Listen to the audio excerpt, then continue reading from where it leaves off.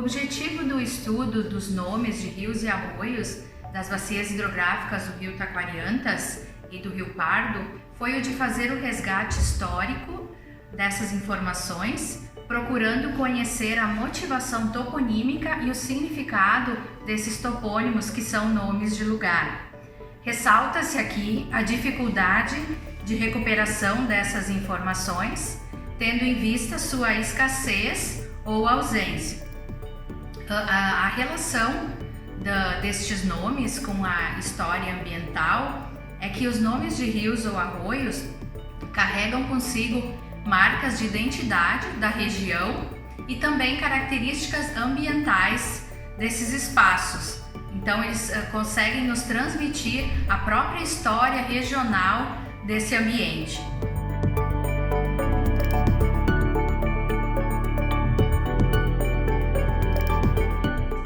Em relação às análises, foram coletados 96 nomes de rios e arroios das bacias hidrográficas do rio Taquariantas e do rio Pardo. As coletas ocorreram em cartas, mapas, bancos de dados regionais e sites de órgãos do governo. As análises, então, se concentraram nos aspectos ambientais, geográfico, histórico e linguístico. Também se procurou verificar a herança linguística e a influência dos povos que já habitavam esses espaços. Por exemplo, o indígena, o africano e os imigrantes estrangeiros. Também procurando sempre verificar se ocorreram alterações nesses nomes ao longo do tempo.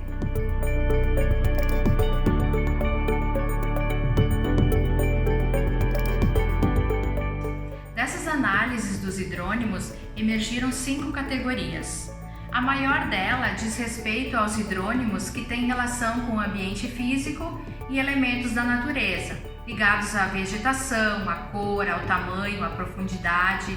São exemplos dessa categoria os hidrônimos gruta, taquari, pardo, pardinho, por exemplo.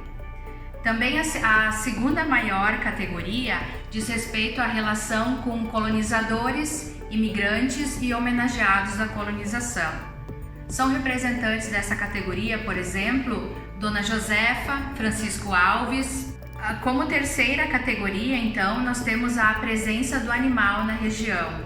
Então, alguns cursos d'água que podem ser colocados nessa categoria, por exemplo, o arroio Cerro da Mula, o arroio Cavalhada, entre outros. A quarta categoria diz respeito a hidrônimos que têm relação com elementos da cultura indígena. Por exemplo, Coatipi, Saraquá e Jequi.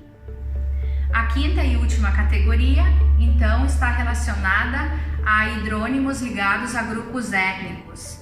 Então, entram nessa categoria os arroios Carijó do Buraco, Bururi e Castelhano.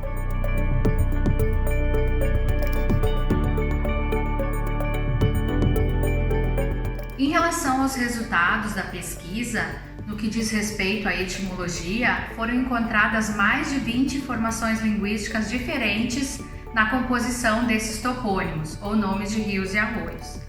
A língua mais frequente encontrada foi o latim.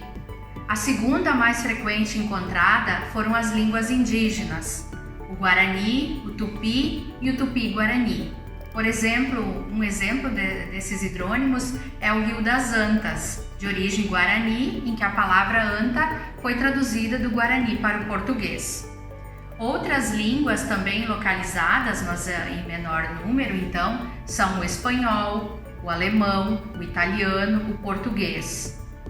Com poucos representantes, então, nós temos ainda o africano, o inglês, o francês, o gaulês e o hebraico.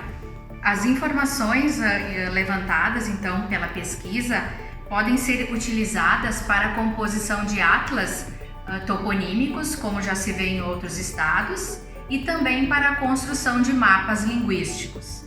Também essas informações, elas estão disponíveis para a consulta do leitor, em que ele poderá verificar o nome do hidrônimo, sua classificação taxonômica, sua etimologia, sua entrada lexical no dicionário, seu histórico e suas informações enciclopédicas, por exemplo.